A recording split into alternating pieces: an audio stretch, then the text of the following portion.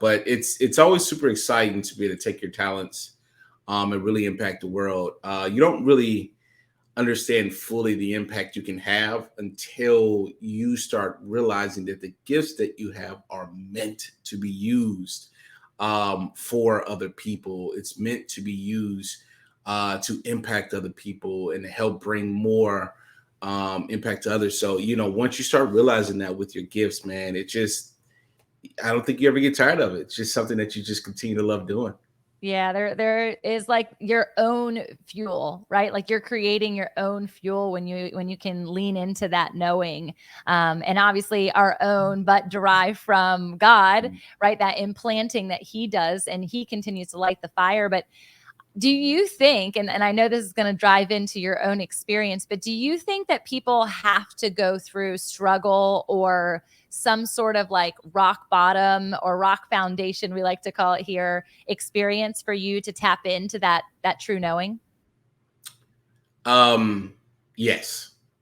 Um, and I know it's probably bad to use absolutes or to say absolutes, but I think even when we look through the Bible, so from a historical perspective, and we look even today, just the idea of success itself engenders a certain type of mindset of overcoming something.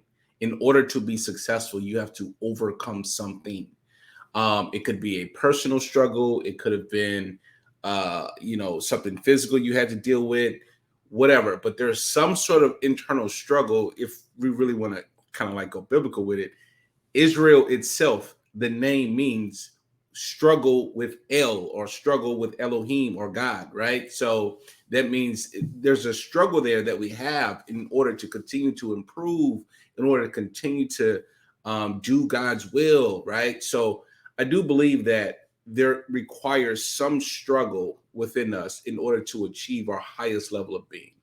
Yeah, because I think like a part of that highest level of being is that state of gratitude, that understanding of joy. Like there's all these other elements or fruits of the spirit that people will lend themselves to. And that's really what people are eager to experience, but they want it the easy way, right? Like they want to just be like, today I experience peace because the sun is shining and the butterflies are flying around. But I have definitely discovered that through my own hardships, through my own dark eras, I was able to experience light and really like see those sunshine and rainbows, if you will, but not fully, right? See them for what they are in all of their grandeur, like beauty versus taking advantage of them. And I think that that's an element of what people perceive success is, right? They can see it like, I just want to get to this thing, this mountaintop moment, but they forget the step by step by step that it takes to get to that place.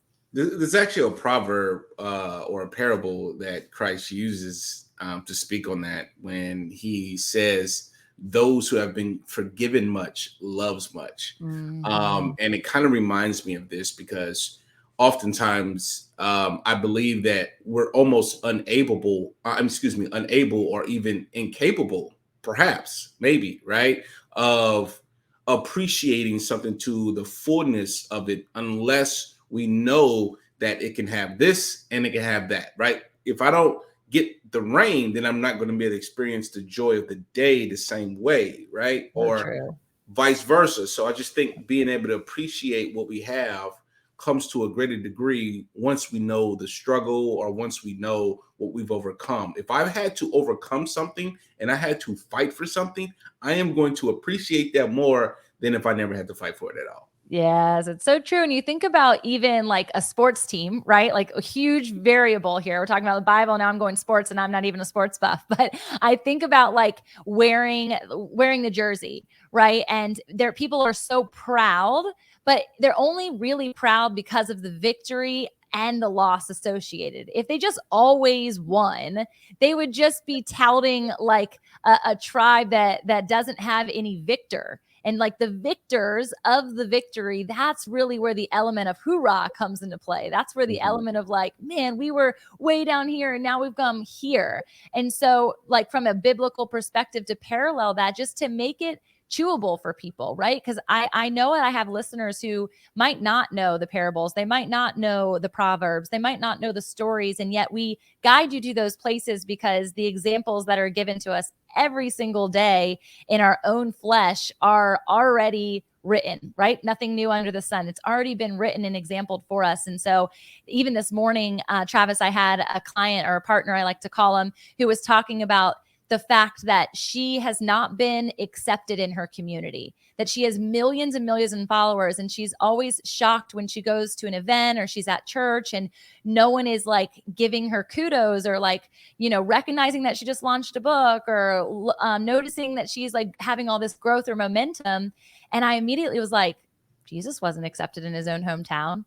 What makes you perceive that you should have that same kind of kudos or applaud when we're already approved by God? What's your perspective on that, in the knowing of like people, especially social media, they're driven sometimes by the numbers, the vanity metrics, when impact and positive social media is so far from that? Yeah, I always tell people you have to be so sure of your mission that you got to be willing to go against the world. It's what Christ did, right? It's what David did. It's what Moses did. I mean, you innumerable amount of people, right? One of the most important factors when I'm talking to my clients, specifically influencers and things like that, if you are validated by the love that you get, then you're going to be invalidated by the criticism that you get. And that's a problem. So I always tell people, you got to be so sure of your mission that people's compliments and people's criticisms don't get to you. But this requires self-assurance. I know it's always a beautiful thing and a wonderful thing to want to be accepted.